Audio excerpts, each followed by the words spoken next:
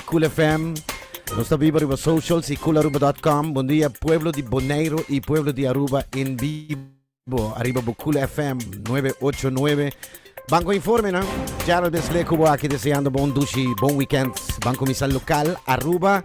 Llega un acuerdo con Holanda. Ayer premier ha una información de forma para pagar back de lo que va a ayudar en pandemia y que sa que cojo está oficialmente voor de mesa.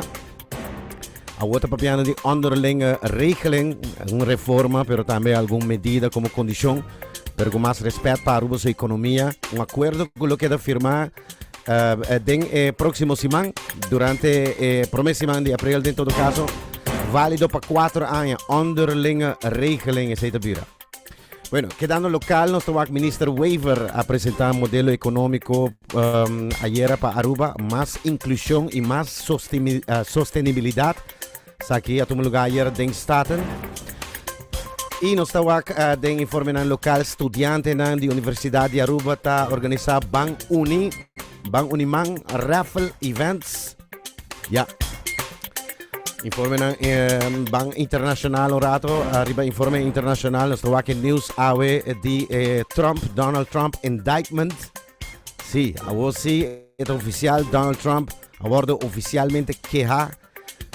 The president is indicted by un grand jury in New York. Ante costa que no tiene un dry book tampoco para detener un presidente, algo histórico que está tomando lugar. Llamarse a Trump lo tiene con fingerprint y es un cosa extraño para un presidente, digo así, pero ya, me avisa. Y no tiene un dry book como para detener un presidente que mete algo completamente nuevo que no está pasando en América. Sabe que é um choque ainda para o país, porque não sabe como a detenção do presidente. Bueno, ele tem que vai entregar a Mars. Segundo o grand jury, ele paga $130,000 como placa jurídica, para a placa para ser a boca da visa.